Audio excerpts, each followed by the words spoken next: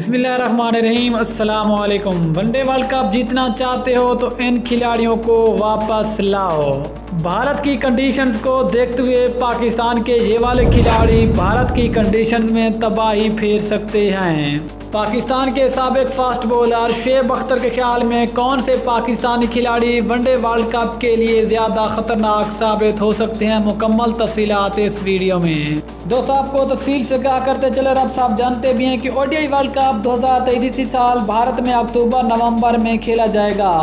लेकिन भारत की कंडीशंस को देखते हुए पाकिस्तान के वो कौन से खिलाड़ी होंगे जो कि इन कंडीशन में ज़्यादा ख़तरनाक साबित हो सकते हैं, और शुएब अख्तर के ख्याल में कौन से वो पाकिस्तान के खिलाड़ी होंगे जो कि वनडे वर्ल्ड कप के लिए ज़्यादा ख़तरनाक साबित हो सकते हैं।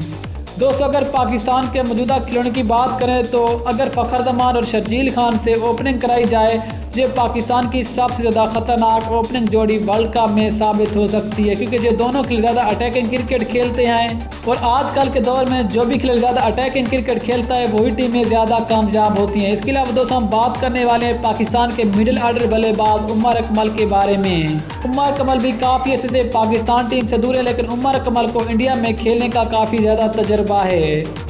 अगर वनडे वर्ल्ड कप में उमर अकमल को पाकिस्तान के मिडिल ऑर्डर में जगह दी जाए तो मेरे ख्याल में Umar Akmal one day world cup के लिए ज़्यादा खतरनाक साबित हो सकते हैं। इसके अलावा दोस्तों, आपको पता है कि वनडे वर्ल्ड कप में मोहम्मद रिजवान और बाबर आजम तो पाकिस्तान टीम के साथ ही होंगे। इसके अलावा दोस्तों, हम बात करने वाले हैं पाकिस्तान के ऑलराउंडर इमाद वसीम की, जिसकी आजकल काफ़ी ज़्यादा फॉर्म लगी हुई है, और वनडे वर्ल्ड कप और भारत जैसी स्पिन कंडीशन को देखते हुए इमाद वसीम का भी पाकिस्तान टीम में होना निहायत ज़रूरी है। अगर इमाद वसीम पाकिस्तान टीम का हिस्सा बन गए तो ये भारत की कंडीशन में बहुत ज़्यादा तबाही फैला सकते हैं और पाकिस्तान को वनडे वर्ल्ड कप जितवाने में बहुत ज़्यादा अहम किरदार अदा कर सकते हैं।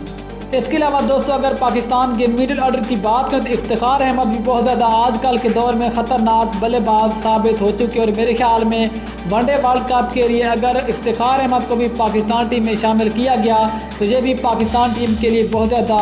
मुफीद साबित हो सकते हैं। इसके अलावा दोस्तों, पाकिस्तान टीम में एक फास्ट बॉलर ऑलराउंडर की कमी है। अगर वनडे वर्ल्ड कप में पाकिस्तान के ऑलराउंडर फ़हीम अशरफ को मौका दिया गया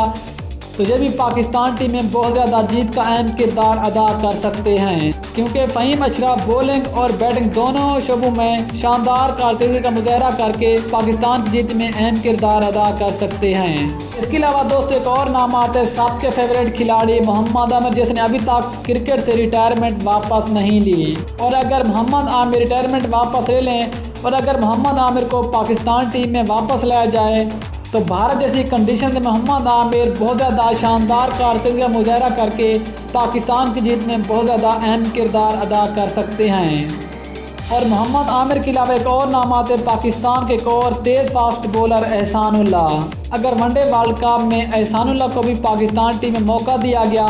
तो फिर मेरे ख्याल में भारत जैसी कंडीशंस को देखते हुए एहसानुल्लाह भी शानदार कारकर्दगी का मुजाहरा करके पाकिस्तान की जीत में अहम किरदार अदा करके पाकिस्तान को ये वाला वनडे वर्ल्ड कप का टाइटल भी जितवा सकते हैं, क्योंकि पाकिस्तान के साबिक फास्ट बॉलर शुएब अख्तर भी यही चाहते हैं कि पाकिस्तान टीम में ऐसे खिलाड़ी शामिल हों जो अटैकिंग क्रिकेट खेलते हों। दोस्तों, फिर आप ख्याल में वनडे वर्ल्ड कप के लिए पाकिस्तान टीम में कौन से खिलाड़ियों को वापस लाना चाहिए, नीचे कमेंट सेक्शन में ज़रूर बताएँ।